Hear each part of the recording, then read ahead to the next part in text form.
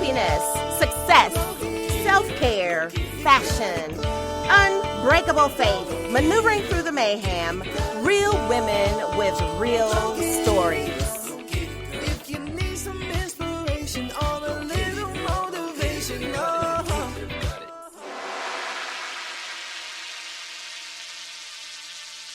Hello, queens. Welcome to Glow Get It, where strong women shine among those who never believed she could. Hello, this is your host, Gwendolyn B. And I am your host, Rashonda J. And this is Glow Get It. Today, we have some amazing news. First, before we even get into all of that, we're going to shout out our amazing listeners all across the U.S., from Louisville to Chicago, Nashville, Indianapolis, Atlanta, and even in France and Ireland, Miss Gwen. France and Ireland, thank you. We love you too. So I am so glad you all have tuned in again for a fabulous Sunday. Absolutely, completely fabulous. But Ray, before we get to that, let's get to this. Power is a story told by women. Always tell your story. If you don't, someone else will. You never know who will be inspired, who you will encourage, who you will lift up, who you will save. Boss up, be bigger than your fear, and help someone today. Glow Get It. I love that. Yeah, so it's Women's History Month. Hooray! And we are celebrating all month. Well, we celebrate all 365 days, but we are taking out a little extra special time for the month of March with Women's History Month. Her story, yes. I love that. So you have any fun facts for us? As a matter of fact, just tell us how it started. Absolutely, it's my pleasure. So Women's History Month is a time for us to recognize and salute women's contributions to American family and to society. Women have been making these contributions since this continent was explored and settled among American won its independence. But I have to share this with you. Women's History theme for 2020, which, did you know they had themes? No, I did not. Well, there's your fun fact. So 2020's theme is the valiant woman of the vote. Okay. And I know this is right up your alley because you are definitely someone who is encouraging people to vote. And for a very good reason. We all need to vote. We need to. If we don't vote, then we don't have a voice. But this theme honors those brave women who fought to win suffrage rights for women and who continue to fight for their voting rights of others. So on our next episode, we're going to go into a little detail about those rights of suffrage and voting and things like that.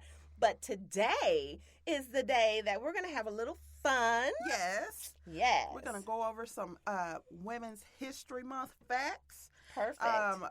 Just being a woman is awesome. And let's just say that. You better believe it. And we had to overcome so much being women. Yes. And then being black women. Amen. So we are fresh out of Black History Month into Women's History Month. Both of us are African American women, and we just want you all to know that we love all shades, races, shapes, colors, and sizes. Yes. And it is going to take it takes all of us to help all of us. We have to work together. So, number one, today, 71% of moms with kids under 18 work. In 1975, that was fewer than 47% that did. Wow. Can you believe that? Once upon a time, the idea of women working outside of the home was frowned upon, and most women who did so worked as maids, seamstresses, took in laundry, or worked in one of the traditional female fields. Today, women not only work outside the home, but hold a wide variety of jobs, with some even making it to the top of business, technology, and science fields. That is phenomenal.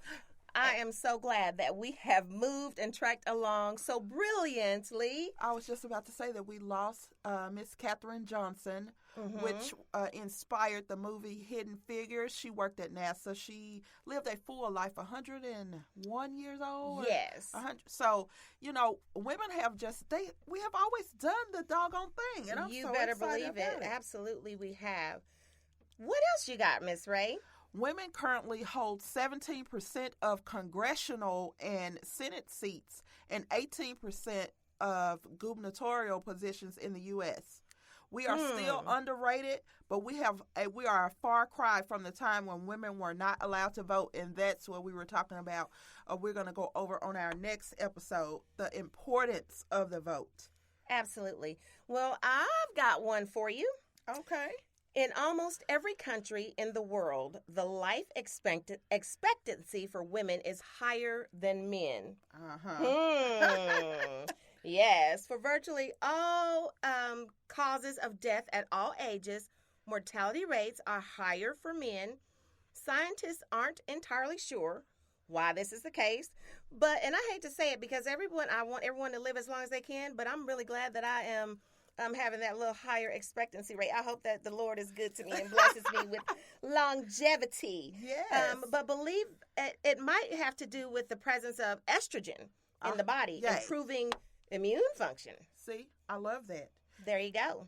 And what else do you have? Well, did you know that approximately 14% of active members in the U.S. Armed Forces today are women? 14%. In 1950, women comprised less than 2% of the U.S. military. And I am definitely an advocate of our armed forces. I love our veterans. And I am so thankful that women are finding their place as sheroes among those who protect our land. Oh, I love that. Yes. And as a veteran myself, I am super excited to be among that number. Yes, indeed. And thank you for your service. Thank you. Even though, my drill sergeant would not let me change my uniform. You have to share that story. So, when I first went through basic training, I felt like the uniforms were making me boxy. Okay, so I think I was about maybe 140, 142. So I wear like a medium, so I just started ordering the small BDUs to make them tight. But then they explained to me why your clothes have to be somewhat loose in the field. Right. So I didn't know that I would be swinging from ropes and crawling around in dirt. Right. And I wanted them pink. And but didn't you ask to have yours taken in on yes. in the waist? Yeah. I did. I bet your drill sergeant was thrilled. Let's just say when I got back from basic, my arms were huge. They worked me out for every crazy question that I asked. Oh my goodness, are you serious? So you paid for that? Yes. His answer was push, Private Johnson. Just get down and push. So I did not. Needless to say, you haven't seen, but they did change them, Yes, they did. But they didn't, they didn't change them to pink. But. Right, yeah, and there you go, using your voice for the better good. Yes, indeed. So thank you for that. I try. I also wanted to say that over 60% of college degrees awarded in the U.S. every year are earned by women. We are some smart ladies. You better believe it. In fact, women are more likely than men to get a high school diploma as well, and the numbers are only expected to rise in the coming years. Yes, I have no doubt that we are brilliant. Yes, we are. Yes, we are. So, the two highest IQs ever recorded through a standardized testing both belong to who? Guess who? Women. All right. Yes, indeed. One of these high IQs is the columnist and author Marilyn von Sant. Oh. Yes. And of course, these numbers should be taken with a grain of salt, as Q tests aren't perfect in measuring intelligence, but it does help show that women aren't inferior to men in intelligence, as we are claimed for centuries. And I might add that nor are we worse drivers than men. Can we get that on record, please? Yes, that needs to be on record. Oh it has not been proven that we are worse drivers than men. Not at all.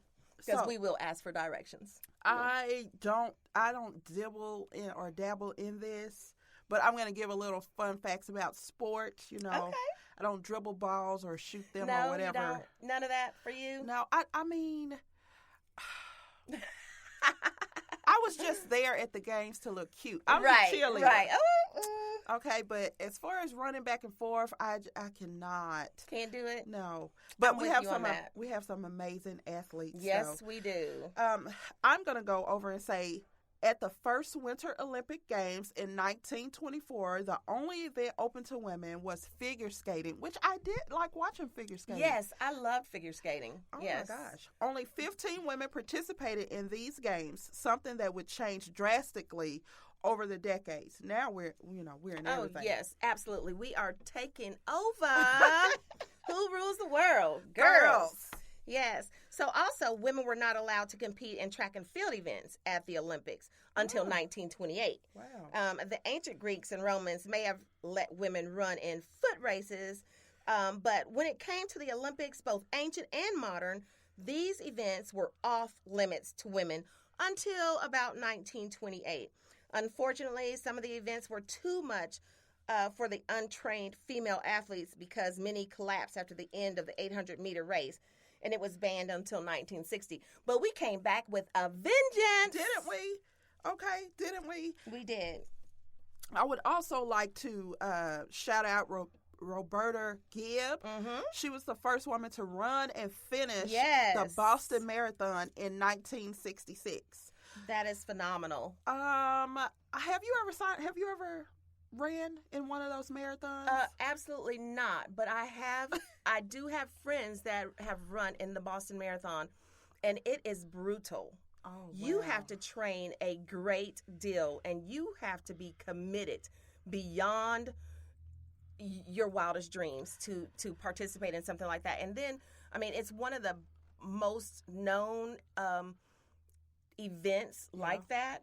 And so you're competing with some serious athletes. So that is tremendous that she was able to do that. We're going to take a story break right here. I'm going to tell you that what came up in my memories today on Facebook, what it's about, when we're in 2020, so Yes. 2013 was 7 years ago. Mm-hmm. It said, this morning I got up and got dressed to go running. That was me. Say what? This is what I posted.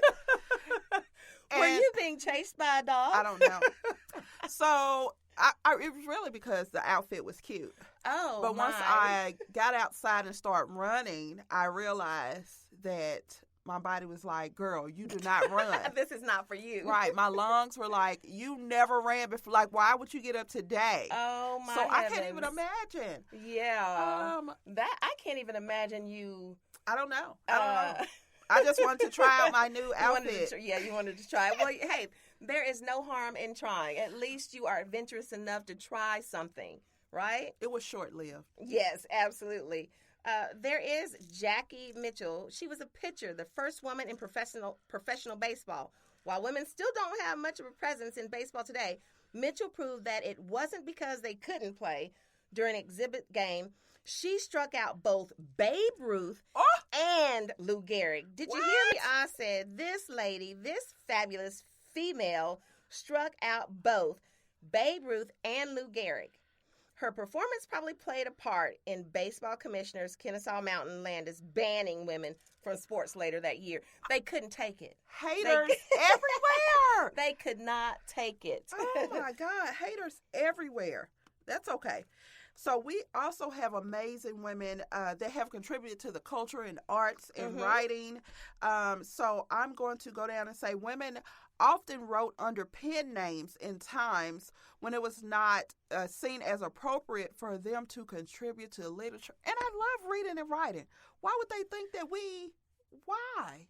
I don't know why. Oh, my gosh. Even some female authors who are highly acclaimed today had to resort to fake names like Jane Austen, the Brunt sisters, Mary Ann Evans. I can't believe that they had to write under different names. Right. And I've always wondered how, we came about the authors with, a different name or their name that's on their book is different than their actual name. So that probably has a little bit to do with that. as well. And I still do know authors that are female that use a male name when they're writing. Wow. Yeah, so that kind of, it still sticks a little bit, but we're not going to worry about it because they are all bestsellers, so it's okay. In the early years of the blues, which is